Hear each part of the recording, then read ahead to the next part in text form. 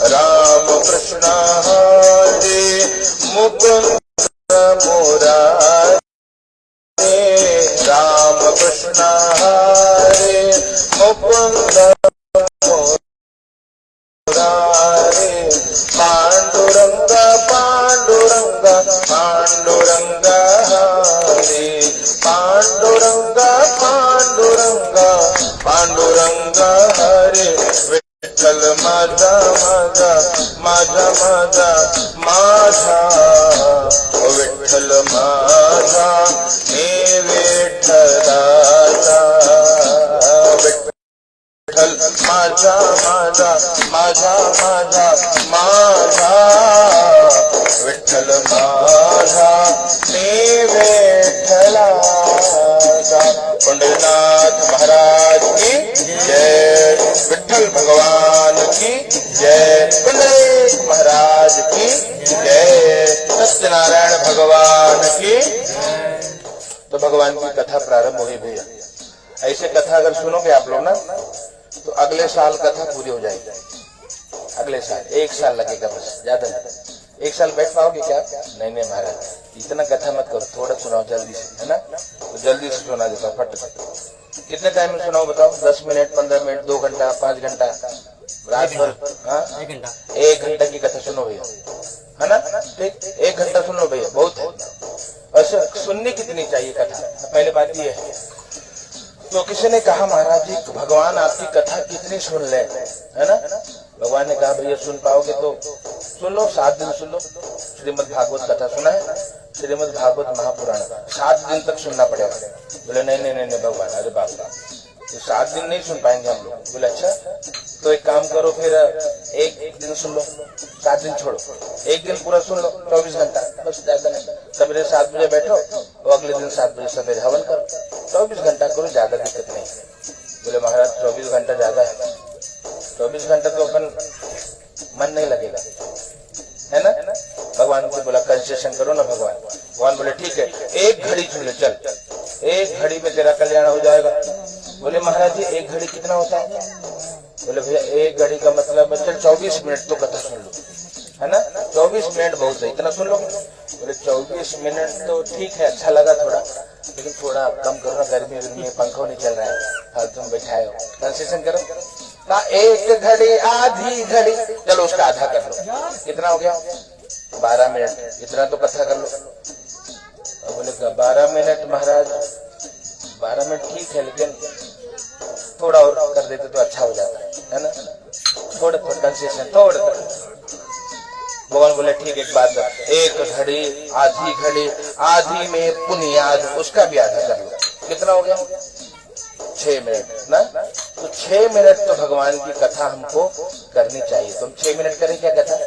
6 minute भी बहुत है कथा, इतना भी जो मन से सुन लेगा ना तो कल्याण हो जाएगा।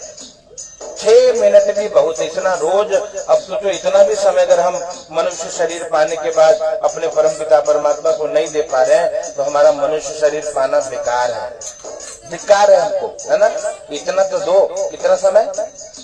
6 मिनट तो बैठो, और 6 मिनट रोज बैठो, एक दिन नहीं, रोज बैठ के कुछ भगवान की सेवा करो, हाँ, उनको कुछ अर्चन पूजा वंदन करो, उनकी आराधना करो। 6 मिनट भी कर लोगे कल्याण हो जाएगा। तो हम लोग 6 मिनट की कथा सुन ले, बहुत है, इतने में कल्याण हो जाएगा।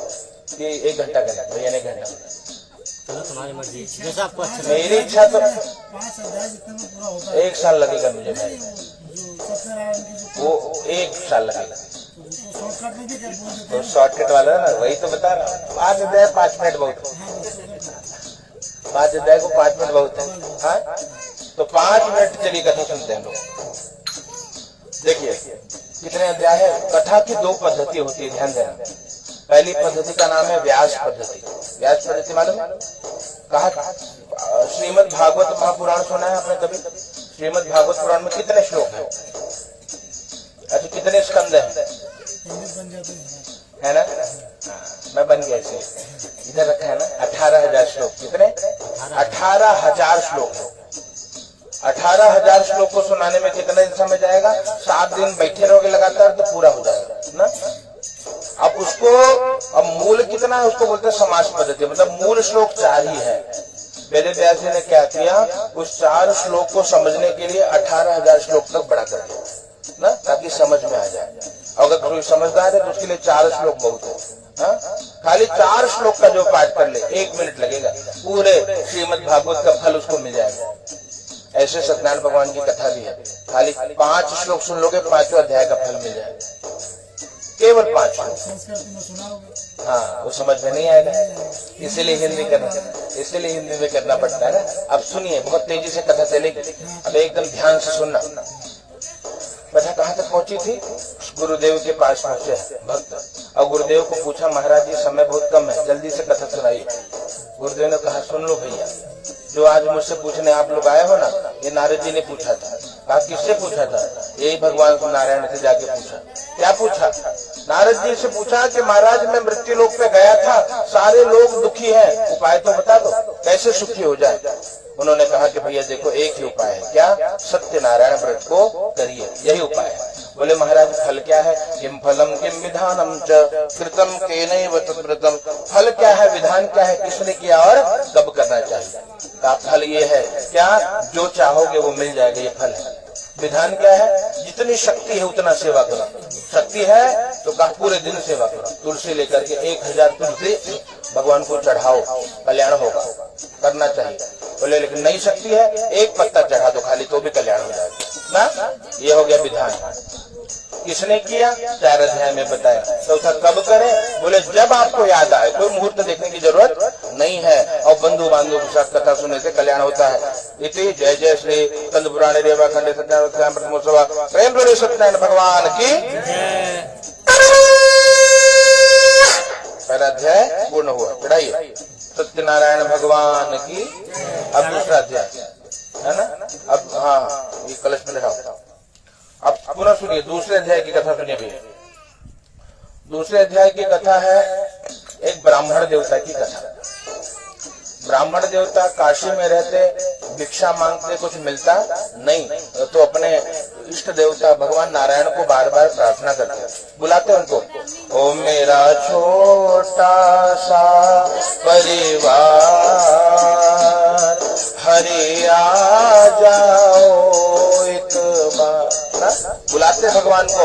भगवान ने उनकी करुण पुकार को सुना है।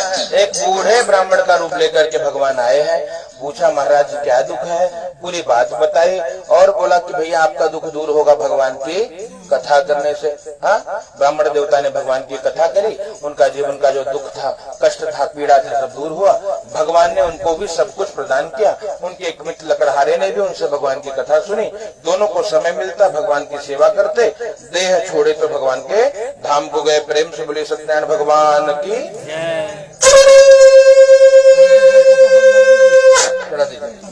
अब तीसरे अध्याय की कथा सुनो, पूरा लीजिए। तीसरे अध्याय की कथा बहुत छोटी कथा भी है। कथा है एक राजा की कथा, समझ में आ रहा है ना, याद वाली कथा है। राजा के जीवन में समस्या क्या थी? तो संतान नहीं था। हाँ? तो संतान की प्राप्ति के लिए नदी के किनारे भगवान का पूजन करते। देखिए भगवान का पूजन कहाँ करना चाहिए?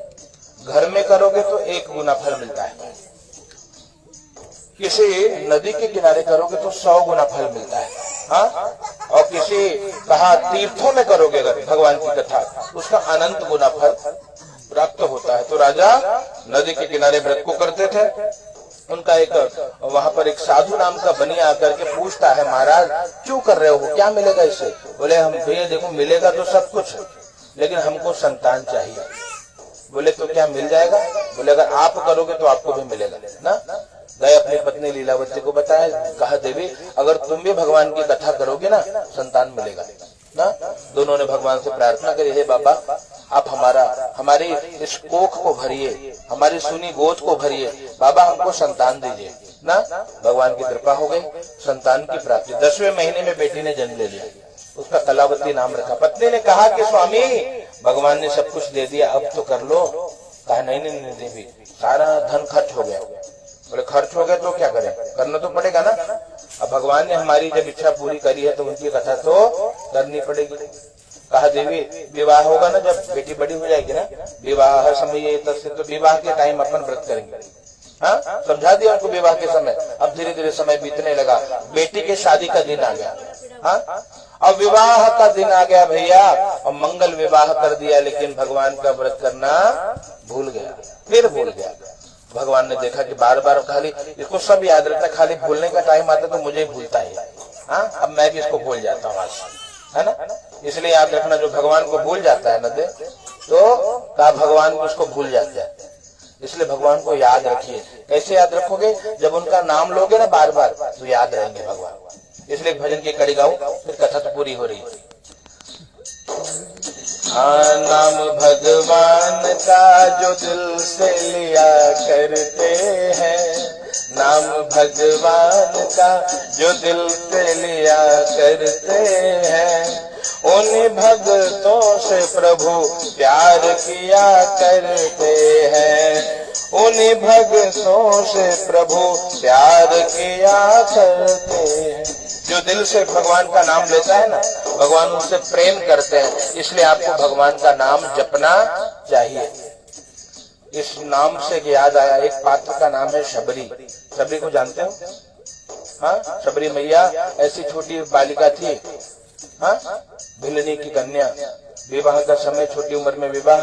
हाँ, देखा सामने बड़े बड़े बकरा बकरी भेड़ा भेड़ी बांधे हैं पूरे। बाबूजी को जाकर पूछते हैं कि पिताजी ये सब क्यों लाए हो, इतने बकरी और भेड़े, क्या काम है मेरे अंगने में, तुम्हारा क्या काम? हाँ? बोले अच्छा नहीं बेटी, ये जो रखे हैं ना इन्हीं को काटेंगे और यही पकेगा और यही खिलाएंगे सब। बोले अच्छा मेरे विवाह में इतना पाप होगा? बोले हाँ बेटे, ये तो क्या परंपरा है ना। तो शबरी ने कहा नहीं, गलत परंपरा को मैं नहीं मानती। हाँ, ये सब बंद करो, दाल चावल में नहीं जी सकते क्या? किसी की हत्या करने से ही विवाह होगा? बाप ने बोला नहीं नहीं, गांव वाले क्या बोलेंगे? बोले गांव वाले क्या बोलेंगे वो गांव वाले जाने, मुझे नहीं पसंद ये सब। हाँ, मेरे विवाह के समय इतना पाप नहीं होना चाहिए, नहीं होना चाहिए, नहीं होना चाहिए। बाप नहीं माना, बोला नहीं, हमारे जात बिरादर वाले क्या बोलेंगे? बोले ठीक है, तुम अपना जात बिरादर देखो, मैं मेरा काम करती हूँ। रात को भाग गई। हाँ, अब भाग गई तो जाए कहाँ? कन्या है, लड़की है। मन में भाव है कि मुझे शरण कौन देगा? वहां जाऊंगा तो विवाह करेंगे, उतने बेचारे बेजान पशु मारे जाएंगे, कितना पाप लगेगा। बहुत दुखी हुई है आश्रम। और लेकिन वहां गई, एक आश्रम में पहुंची, मतंग ऋषि का आश्रम। उनके आश्रम पे जाकर के पहुंची और उनको कहा गुरुदेव मुझे शरण में ले लीजिए। ऋषि ने कहा कि बेटी हम किसी कन्या को अपने आश्रम में नहीं रखते। बोले बाबा मुझ पे कृपा करो। अपनी पूरी कहानी बताई। कहा बेटिया ये आश्रम के बगल में थोड़ा सा जगह है, एक आश्रम बना के दे दो, तो यहाँ रहना चाहे तो तू रह ले। बोले बाबा पर मेरी इच्छा है कि मैं उस भगवान को पालूं, क्या मुझे भगवान मिलेंगे? हाँ बेटी मिलेंगे, लेकिन उसके लिए बहुत तपस्या करना पड़ता है, तू कर नहीं पाएगी। बोले नहीं, अब मेरे जीवन में है क्या? सिवा उस ठाकुर के कुछ है नहीं बाबा, मुझे मंत्र दे दो, वही मंत्र जपो। बोले तू स्त्री है, तुझे मंत्र भी नहीं दे सकता। बोले भगवान का नाम तो बता दो। कौन भगवान? बोले भगवान का नाम राम है। बोले अच्छा, तो राम नाम सुन लिया, भैया आनंदित हो गए और रटने लगे राम राम राम राम। हाँ, ये राम जी मुझे दर्शन दीजिए। वो छोटी बचपना से लेकर के वो धीरे धीरे वो मैया वृद्ध हो गई है आज, और क्या भगवान के नाम को जप रही है कि भगवान मुझे दर्शन दीजिए। क्यों दर्शन? 84 लाख योनि होती है भाई ना, 84 लाख मच्छर कुकर शुकर ये हम लोग ही बनते हैं अपने कर्म के कारण। ऐसे 84 लाख शरीर मिलता है, तब जाके हमको मनुष्य का शरीर मिलता है। हमको उसमें नहीं पड़ना है, तो क्या करना है? भगवान का नाम जपिए, जो नाम अच्छा लगे। राम राम जपिए, कृष्ण कृष्ण जपिए, हरि हरि जपिए। नाम जपने से आपके पाप नष्ट होंगे, भगवान मिल जाएंगे। और आज शबरी मैया को भी भगवान ने दर्शन दिया है, आपने रामायण देखी हो।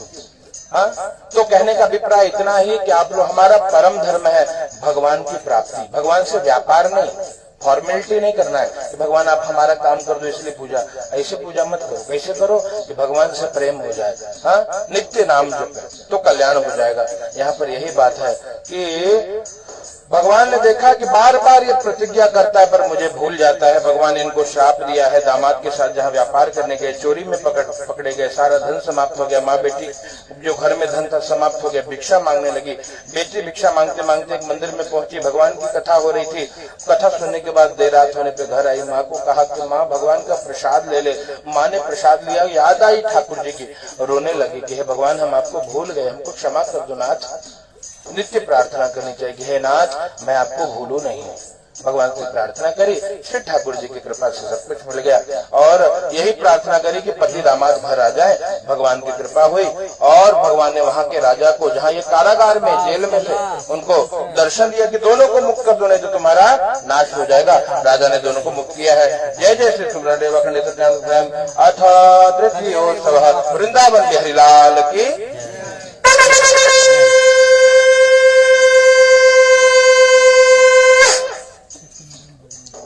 तीसरे अध्याय की कथा। अब चौथे अध्याय की कथा। यात्रां तु कृतवान् साधुर् मंगलायन पूर्विका ब्राह्मणेभ्यो धनं दत्त्वा तदातु नगरं ययो। चौथे अध्याय की कथा भैया। ये लोग कारागार से मुक्त हुए। भगवान ने एक सन्यासी का रूप लेकर परीक्षा ली। झूठ बोला। देखो भगवान के सामने, ब्राह्मणों के सामने झूठ मत बोलो। हाँ, ब्राह्मणों को दक्षिणा देकर के संतुष्ट करने से ही पूरा फल मिलता है। या झूठ बोला। भगवान ने पूछा बेटे तेरी नाव में क्या है? झूठ बोला। लता पत्रादिकं चैव। क्या कहा? तेज पत्ता, मसाला, धनिया, ये सब है, मैं व्यापारी हूँ ना। भगवान ने कहा भैया तो बहुत बड़ा व्यापारी है, तेरी बात ही सही हो जाए ना। राजा ने हीरे जवाहरात दिए थे, क्या बन गया? सब तेज पत्ता मसाला बन गया। नौका हल्की होकर के जल में उतराने लगी। दामाद ने देखा तो मूर्छित होकर गिर पड़े। उनको जगाया, कहा जिसने बिगाड़ा है वही